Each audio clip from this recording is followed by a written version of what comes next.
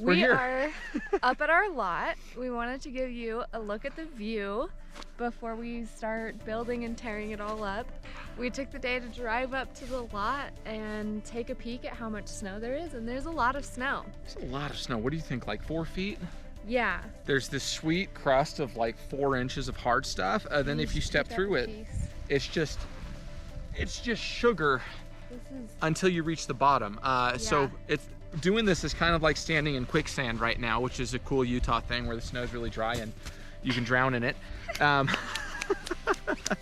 But it's absolutely gorgeous here. I don't know if you can see over our shoulders, there's this huge, maybe we step apart very slightly. There's this huge white mass out there, and in the summertime, that is a deep blue lake, and it's absolutely gorgeous. It's about 19 miles long, and from our lot, you can actually see almost the entire thing, the whole length of it.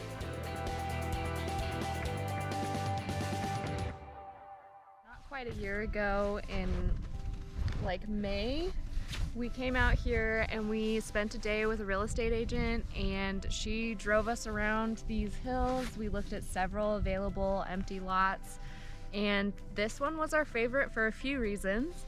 One of them was the size. So this lot is almost 2 acres. She told us that it was 1.7. We later had it surveyed and it turns out it's like 1.8 something. 1.788 acres. Yes. So almost 1.8 acres, and it's a corner lot, so we have road on both sides, so no neighbors on this side. And the slope of the lot is such that when we build the house higher up on the lot, our view will be totally unobstructed, even if someone were to eventually build on this lot behind us. There is a ridgeline requirement, so you can't build a super tall building in this neighborhood. It turns out it's very important to have a look at the codes, covenants, and restrictions in your neighborhood, the HOA rules, the zoning, as well as any building requirements. One of them we found really early is that the middle of your ridge beam may not be more than 35 feet above finished grade. So we were confident that it was going to work out just looking at things up here, but once we bought it, I actually had a survey come out, do a topographical map of this, and I determined that the people between us and the lake would have to have a ridge beam height of something like 60 feet to get in the way of my view. And I can live with that. That worked out really, really well. So in choosing this, we found a view angle that's just gorgeous. We get almost the whole lake. It's a big lot. We're high up. There's definitely a trade-off between how high up you are and how much the lots cost. As you might expect, the closer you are to the lake, the smaller and more expensive the lots are. And that is, it's a problem for me because the people behind the very first row of beach houses have the exact same beach access which we do, which is to say none. Yeah. Bear Lake does not currently have public beach areas with the exceptions of the state parks. And there aren't a whole ton of those. So if you are on the second row behind the beach, not only can you not see the beach or the water really, but you don't have beach access guaranteed to you. So our thought was that if you're not going to be on the water where lots are $500,000 for a quarter of an acre, you might as well be on the mountainside and have the benefit of the view and the same access as most people up here at Bear Lake. Yeah, and it's definitely quieter up here. We have more privacy. All of the lots in this neighborhood are at least an acre, and you can't subdivide them. There's no subdividing allowed, so they won't get smaller, won't get denser up here, even as more homes go in. And yeah, we just fell in love with this place. So to give you an idea, we're just about on the top corner of our lot, and then it goes for like 150? C1's like 140 feet to the corner of the next road. From the front edge of our lot to the back edge of our lot is 442 feet. Yeah, the lot's kind of a strange shape. It is not a a strange square.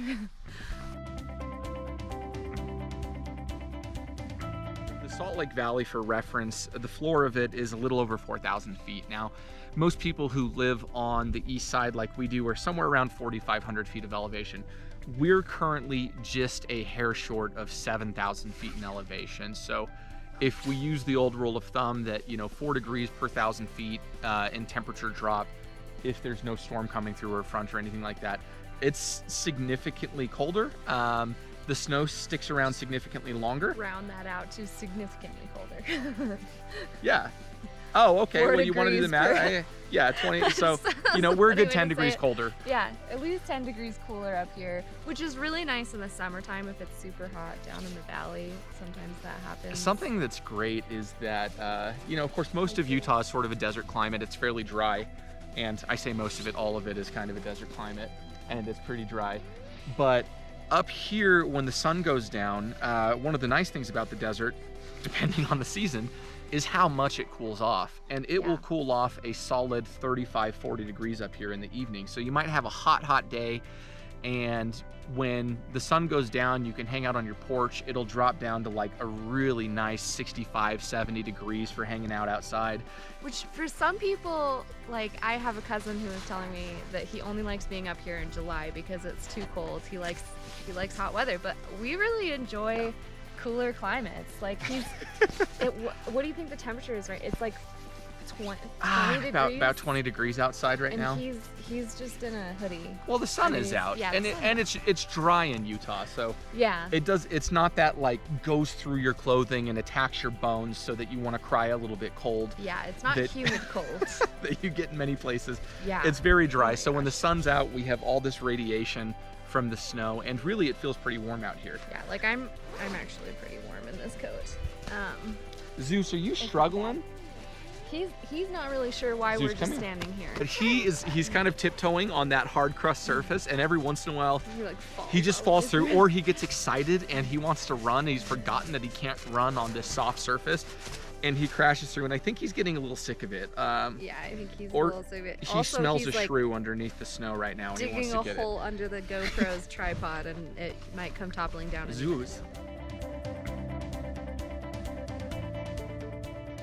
Chose to be on the Garden City side. Mike's family, when he was growing up, they had a cabin on the Idaho side, right? Yes, on the east side of the lake.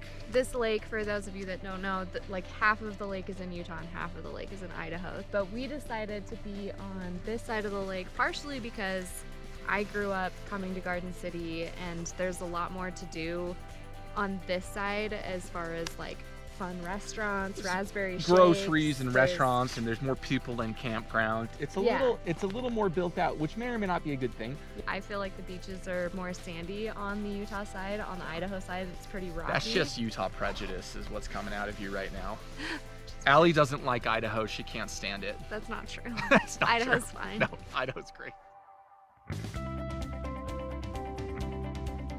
Plan is that the driveway is going to enter on the uphill side, and it's going to kind of follow the edge of the lot all the way to the back, where we're going to put a 40 by 40 detached garage. Every little boy dreams of having a big garage. I don't know what every little boy dreams of. This little boy dreamed of having a big garage, and I'm really excited about that. And then the house is going to kind of sit in the middle of the lot and will be roughly angled the direction that you're looking right now, which gives the best cross section of the lake that I think is available to us. Yeah.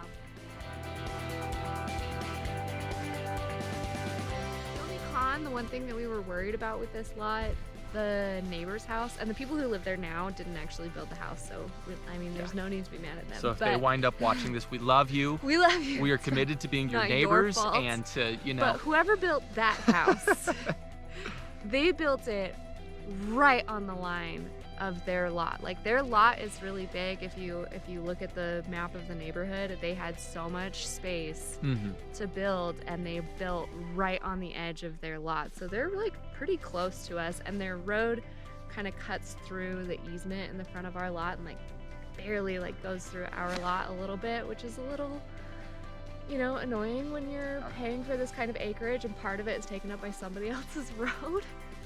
But you know what though? It's really fine. They didn't build it, and really luckily, they faced their deck a different direction than we want to face our deck. We're not even going to obstruct their view with their deck. Our house kind of faces that way, and we're going to be straight. I'm facing away from you, so you can't tell. We're going to be straight over there, and they're sort of more that way. So even though there were some imperfect situations, you know, the excavator who came in and cut the road, wasn't paying close attention to stakes or didn't find the corner stake or it was missing. We don't know. Yeah. But even though there's a couple little snags, like this is still an amazing piece of property, and there's plenty of space for us to plunk a house down and have a yard and have every little boy's dream shop, and we couldn't be more excited about it. Yeah. On a scale 3 to 7, how crazy do I look right now with this hat on?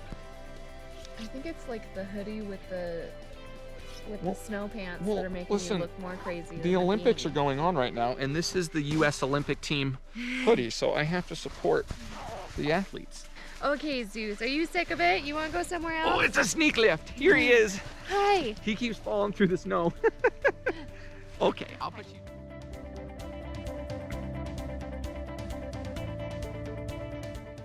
All right. They're going to have a little race through the very deep snow, and we're going to see how many times Mike falls down. I got this. And your mark, get set, go! Zeus, come here! Ah, it's cold. Oh yeah, that feels good. Okay. Woo. Zeus wins! Zeus wins again. I'm gonna put my gloves on now.